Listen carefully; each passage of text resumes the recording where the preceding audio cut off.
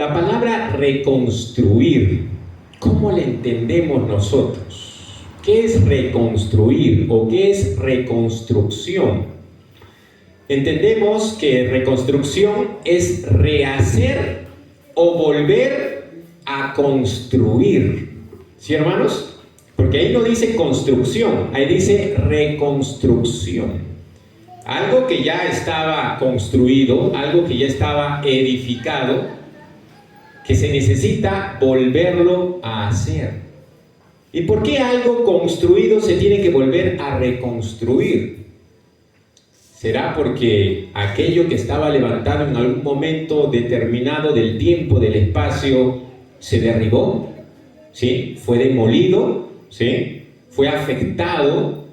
Entonces, la palabra reconstrucción, hermanos, es una invitación a que cada uno de nosotros vuelva a construir con la ayuda de Dios algo que antes había sido creado, construido de manera perfecta, de manera buena, de manera armoniosa. Bien sabemos, hermanos, que Dios, que es nuestro Padre y nuestro Creador, cuando Él creó este mundo, y ahí nos incluimos nosotros, ¿no?, como la obra cumbre de creación de Dios, después de que Jehová Dios terminó su obra de creación y echó una mirada a todo lo que había creado, Él dijo que esto era bueno en gran manera. Y después de haberse deleitado con su obra de creación, reposó en el séptimo día de la semana. Todo era bueno, todo era perfecto. Nuestros primeros padres fueron creados a imagen y semejanza de Dios. Y formaron la primera pareja, formaron el primer hogar, la primera familia. La construcción de Dios en la vida de Adán y Eva era totalmente perfecta. No le faltaba nada. Pero la realidad que vivimos hoy, en el presente, es muy diferente a lo que fue 6,000 años atrás. ¿Y a qué se debe este cambio, esta variación? ¿A qué se debe que esa perfección, eso que era bueno en gran manera, hoy dista mucho de ser semejante a lo que fue al inicio? Es por la incursión o por la entrada, ¿sí?, aquí a nuestro mundo, de un poder que se opone a Dios, de un enemigo, un opositor, un ángel rebelde, que en primera instancia hizo caer en la tentación y en el pecado a nuestros primeros padres. El resultado, por ende, fue que ese primer hogar, esa primera familia, ¿sí?, que estaba bien edificada por nuestro Dios, lamentablemente fue destruida. Por ende, hermanos, es necesario en este tiempo que con la ayuda de Dios volvamos a levantar, a restaurar aquello hermoso que Dios edificó al principio, la familia, el hogar y, en términos generales, la persona o el ser humano. Yo les invito, hermanos, a abrir sus Biblias en el libro de Isaías, capítulo 58.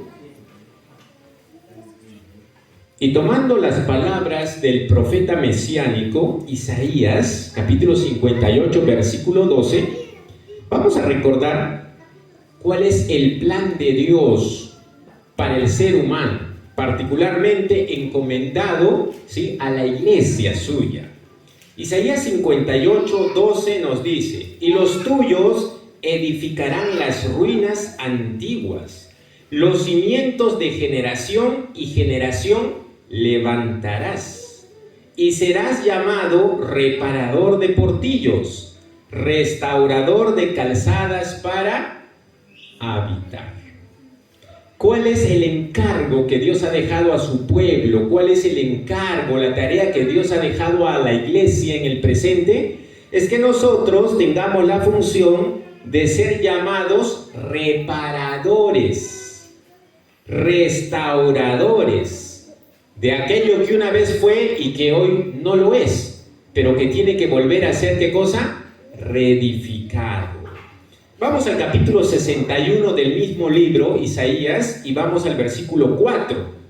Miren lo que dice la Escritura en este versículo en particular. Dice, reedificarán las ruinas antiguas y levantarán los asolamientos primeros y restaurarán las ciudades arruinadas, los escombros de muchas generaciones. Entonces, una vez más, aquí Dios, por intermedio del profeta Isaías, nos hace una invitación a una obra. ¿Una obra de qué? De restauración, una obra de reparación. Entonces, hermanos, ahora sí entendemos el título de esta semana de familia: reconstruyendo. Sinónimos de la palabra reconstruir: reedificar, recomponer, reparar, restablecer o restaurar. Esos son sinónimos que amplían un poco más nuestra comprensión de la palabra reconstruir. Ahora mencionemos opuestos o antónimos a la palabra reconstrucción, porque esa es la obra que Satanás hizo con las familias y con el ser humano. ¿Qué entendemos por antónimo a reconstruir? Es demoler, destruir, derrumbar, devastar, desmantelar, estropear, pulverizar. Entonces, nos imaginamos, hermanos, la magnitud de la situación actual con respecto a la familia, con respecto al ser humano en este mundo, un total caos, una gran crisis. Lo que fue bueno y perfecto, hoy ya no lo es. Pero hay una muy buena noticia, hermanos, ¿sí? La muy buena noticia es que el deseo del corazón de Dios para con los seres humanos y las familias y los hogares es que volvamos a ser lo que un día fuimos dentro del plan suyo en relación al hombre. Entonces, el llamado para la iglesia desde ya es el cumplir la función de ser reparadores y restauradores. Ahora, en estos días se habían mencionado algunos instrumentos o algunas herramientas que son de utilidad, ¿para qué? Para la construcción y más aún para la reconstrucción. Se había hablado del destornillador, se había hablado del serrucho, y el día de ayer nuestro hermano Samuel nos dio una lista un poco más amplia, ¿no?, de algunas herramientas. En esta noche yo también les voy a compartir una herramienta, ¿sí?, o un instrumento que es muy útil, ¿para qué? Para la construcción o para la reconstrucción. ¿Qué instrumento creen ustedes que será? Yo lo tengo aquí, dentro del bolsillo. ¿Sí? ¿Qué instrumento puede quepar en el bolsillo? Y pequeño nomás.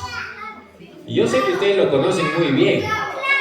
Un clavo. Mejor lo sacamos a la luz para que ustedes lo puedan ver. ¿Ya? Ahí está. ¿Qué instrumento es este? Un metro. Muy bien. ¿Algún nombre más con el que lo conozcan? Una cinta métrica, criollamente una wincha. Pero ninguno de esos nombres que ustedes han mencionado es el nombre de este instrumento. Muy bien, hermano. Ya, premio para el hermano Samuel. El nombre de este instrumento, ya, con el cual fue colocado cuando fue creado o inventado, se llama flexómetro. Es un nombre poco conocido, ¿no, hermanos? Cuando vamos a la ferretería, ¿acaso preguntamos, véndame un flexómetro? Hasta el mismo vendedor va a decir, ¿qué? No conozco. Pero esto se llama flexómetro. Es un instrumento que sirve ¿para qué? Para medir longitudes en superficies rectas o curvas. Y yo les voy a dar aquí un poquito más de información con respecto a este instrumento que estamos mostrando aquí, ¿ya? A ver, ¿quién lo inventó? ¿Quieren saber ustedes? Porque esto de acá no fue creado por Dios, ¿ah? El flexómetro Dios no lo creó, pero sí dio la sabiduría a las personas para que en medio de sus inventos puedan crear esto. Fue inventado en el año 1868, ¿ah? Muchos años atrás, por Alvin Fellows. así más o menos se menciona su nombre, Alvin Fellows. Al patentarlo, lo describió como una cinta métrica fabricada en metal, autoenrollable, compactada al interior de una carcasa portátil. Ahí está. Todo lo que estoy describiendo es lo que es y lo que ustedes ya lo conocen, ¿sí? Entonces, ¿para qué se usa el flexómetro o la wincha? Para medir. Por ejemplo, ¿qué puedo medir yo con este instrumento?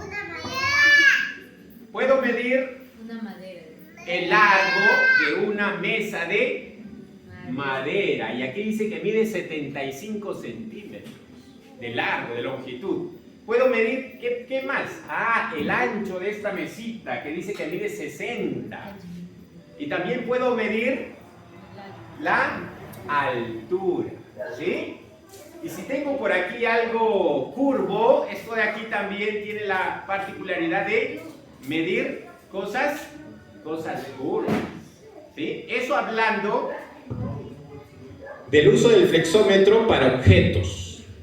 Pero también el flexómetro o la cinta métrica puede ser utilizada para medir la altura de uno de nosotros, ¿sí? ¿Hacemos la prueba o no? A ver, nuestro hermano Samuel, ¿ya? Él nos va a decir cuánto mide, ¿sí? A ver, hermano Samuel, según la última medición que le hicieron con el flexómetro, ¿cuánto mide usted en promedio? En promedio,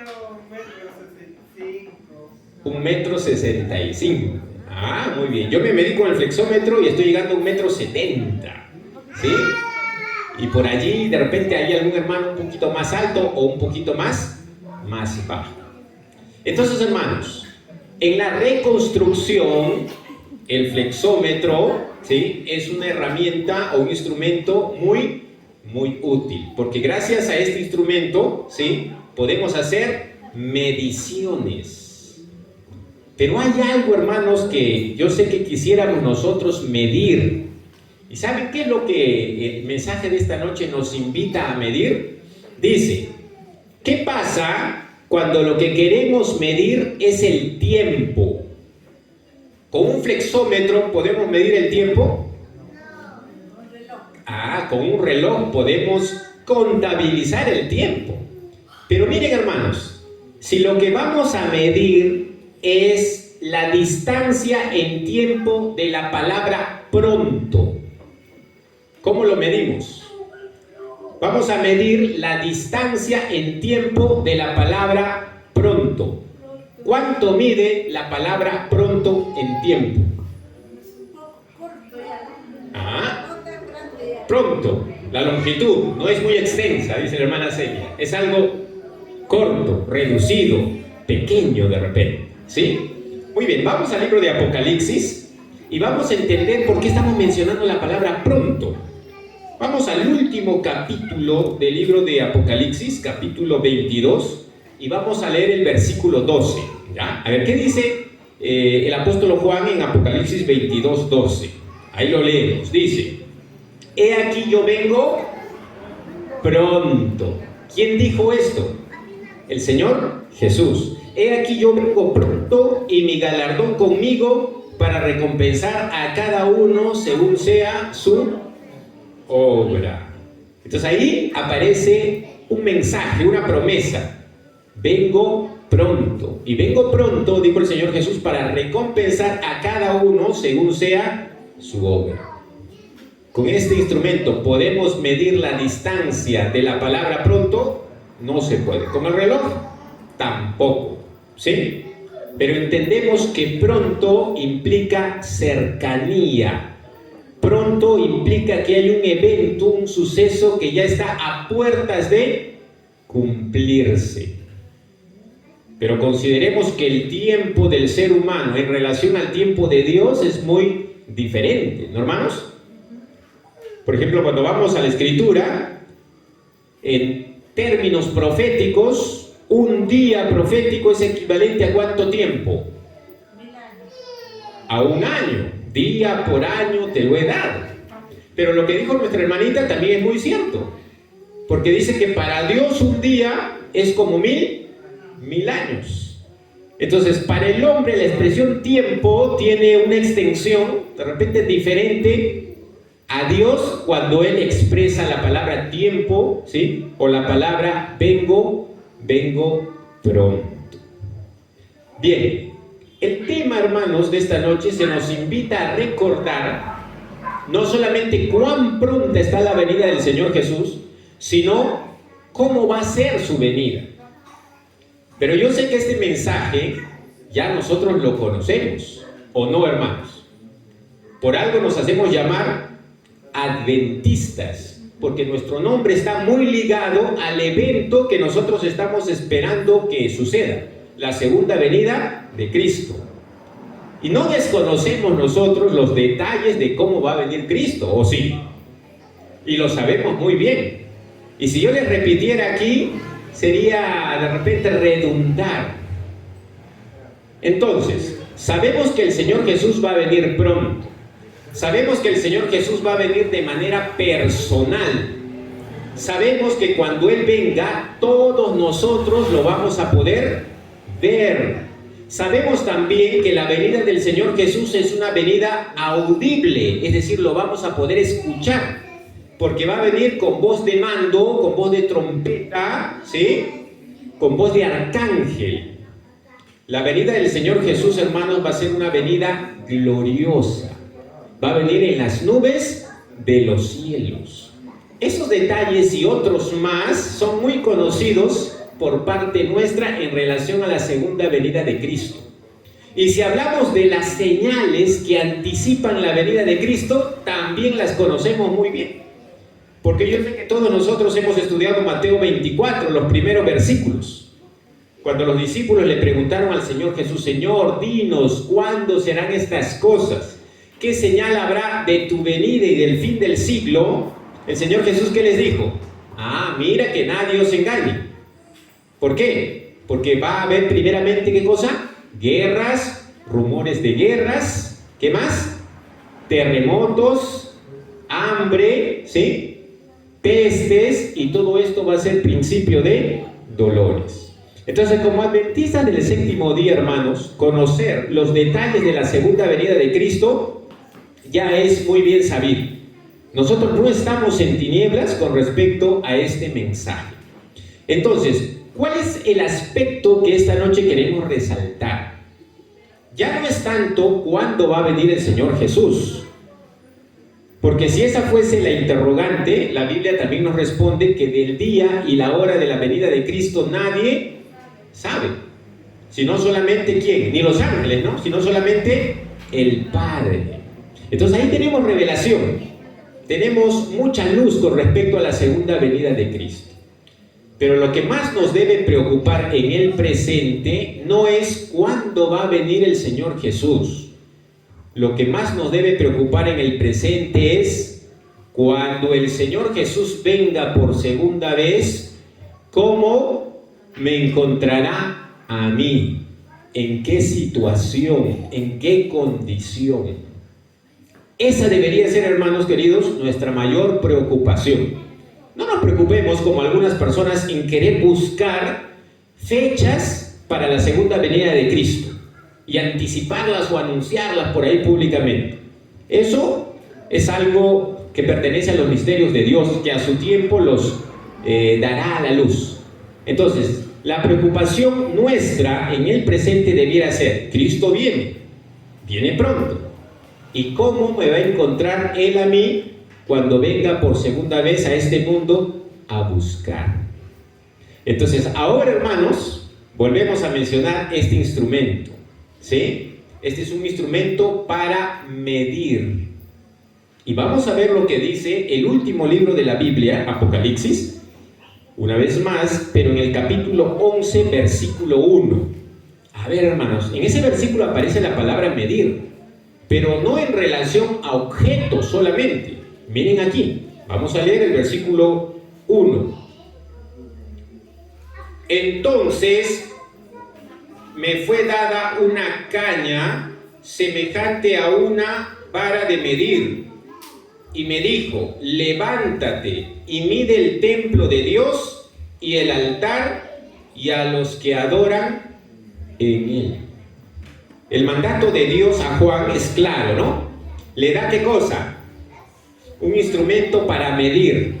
Y no solamente le da el instrumento, sino que también le da una orden que acompaña al instrumento y le dice, ahora con eso vas a tener que medir. ¿Qué vas a medir? Vas a medir el templo. Vas a medir el altar que está ahí dentro en el templo.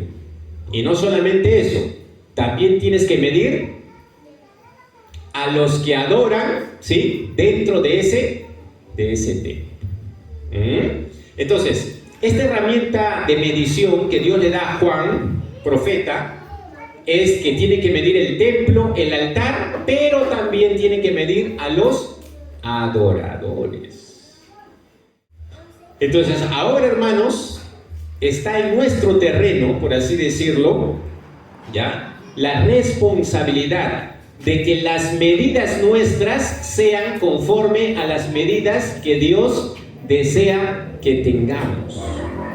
Ahora, cuando yo le digo las medidas nuestras, no me estoy refiriendo a que Dios ha determinado cuándo tiene que ser mi altura, mi anchura, qué sé yo, medidas físicas, ¿sí?, corporales. Cuando en la palabra de Dios se dice, tienes que medir a los adoradores, no se está haciendo referencia a su altura, o al peso, al tamaño, a la forma. ¿A qué se está haciendo referencia cuando dice mide a los adoradores? ¿Qué se va a medir de los seguidores de Cristo? ¿Qué se va a medir de los cristianos? ¿Qué dicen ustedes? ¿Qué es lo que Dios quiere medir en nosotros? Y quiere que estemos a la medida exacta, correcta. Es aquello único que vamos a llevar al cielo cuando el Señor Jesús venga muy pronto por segunda vez. ¿Qué es lo que vamos a llevar al cielo? A ver, yo escuché, alguien lo dijo, pero a ver, vuélvanlo a repetir. El carácter. Entonces, hermanos, no hay que preocuparnos en saber cuándo va a venir el Señor Jesús. Eso a su tiempo se va a manifestar. Nuestra preocupación mayor como seres humanos, como seguidores de Cristo o como miembros de una familia cristiana adventista, tiene que ser ¿cómo va a estar mi carácter cuando el Señor Jesús me aplique el instrumento de la medida?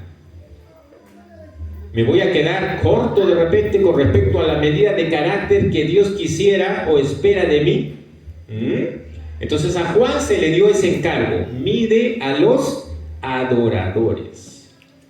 El mayor ejemplo, hermanos, para poder nosotros aspirar a tener medidas exactas en el carácter, lo encontramos en la persona del Señor Jesús, ¿sí?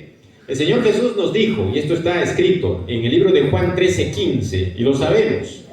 El Señor Jesús dijo, porque ejemplo os he dado, para que como yo os he hecho, vosotros también lo hagáis. Entonces, ¿quién es el ejemplo a seguir en todo? Es nuestro Señor Jesús. Y nosotros tenemos que ser semejantes a Él.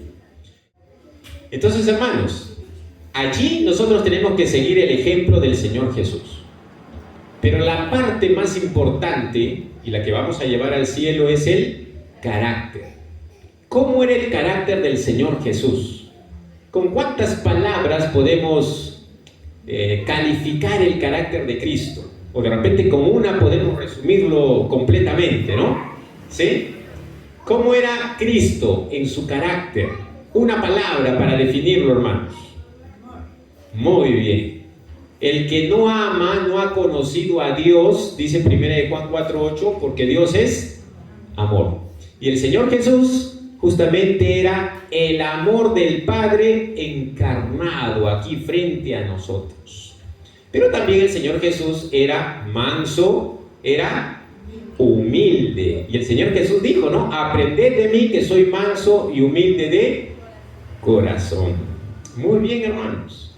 Entonces, cuando Cristo venga por segunda vez muy pronto, Él desea que nosotros lleguemos a alcanzar las medidas no solamente corporales de Él, sino más aún las medidas espirituales y morales. Tener un carácter semejante al carácter de nuestro Señor Jesucristo. La pregunta es, ¿cómo vamos, hermanos, en ese proceso? ¿Cómo vamos en ese desarrollo, en ese crecimiento? ¿Ya tenemos las medidas de carácter del Señor Jesús? Si el Señor Jesús viniese hoy, sábado, día del Señor, día suyo,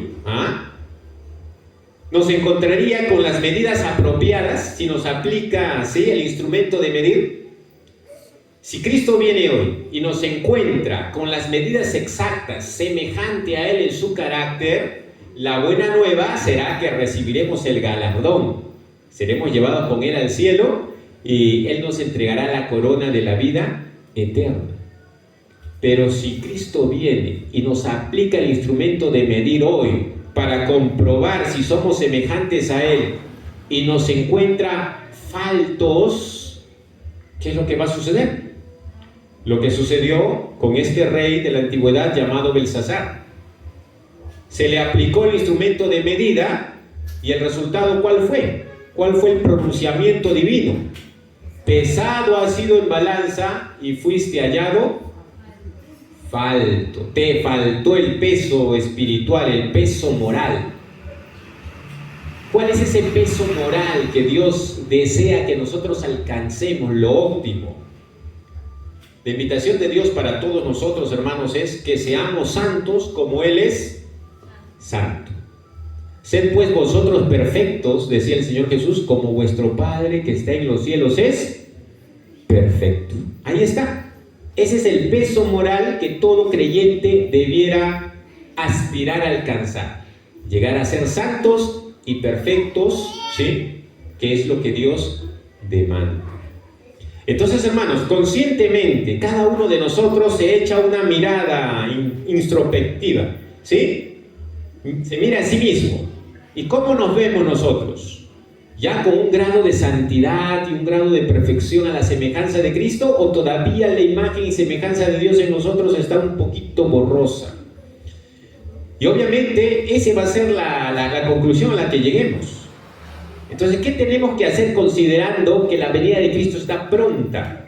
Tenemos que avanzar a pasos mucho más rápidos. ¿Para qué?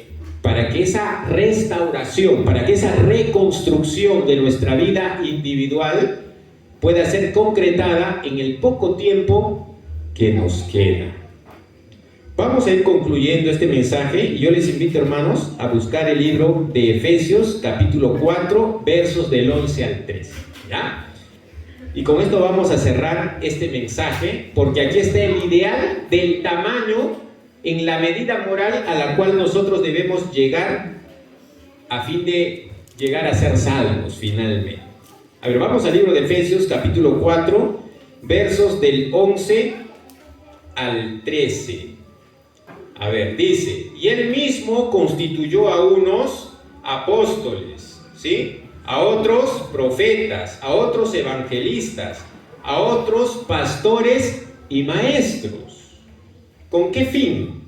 Dice, a fin de perfeccionar a los santos para la obra del ministerio de la edificación del cuerpo de Cristo, para que todos lleguemos a la unidad de la fe y del conocimiento del Hijo de Dios, a un varón perfecto a la medida de la estatura de la plenitud de Cristo.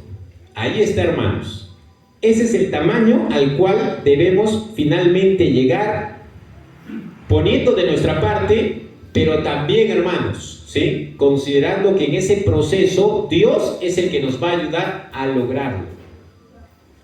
El apóstol Pablo decía, todo lo puedo en Cristo que me fortalece. Entonces, con la ayuda de Cristo es que nosotros vamos a poder llegar a la medida de la estatura de la plenitud de Cristo, de nuestro hermano mayor. Así que el tiempo vuela, ya el horario, el reloj me indica de que ya es momento de terminar. La segunda venida de Cristo está a las puertas, está pronta. El instrumento de medida está a punto de ser aplicada, ¿sí? ¿Qué se va a medir en mí? El carácter, para ver si cumple con las medidas que a Dios le agrada. Que Dios, hermanos, pueda ayudarnos en este tiempo para que nosotros con su ayuda podamos limpiar nuestros vestidos. Y cuando venga nuestro hermano mayor, no tengamos que llorar, ¿sí? Tristes, sino más bien tengamos que sonreír. ¿Por qué? Porque hemos alcanzado la medida de la estatura de la plenitud de Cristo en nuestra vida. Que Dios, hermanos, nos ayude para que cada uno de nosotros llegue a ser más que vencedor en ese proceso de asemejarnos a Cristo en nuestro carácter. Y aquello que una vez estuvo construido y era bueno en gran manera y perfecto, por medio de Dios y nuestra participación podamos reconstruirlo, ¿sí? Y podamos presentárselo a Dios como una ofrenda grata, nuestra vida, nuestro ser, nuestro carácter. Esa es la invitación, hermanos, de este mensaje, y espero que nos sirva, ¿sí?, a todos, ¿sí?, porque la venida del Señor Jesús está pronta. Feliz noche, hermanos, que Dios nos bendiga. Amén.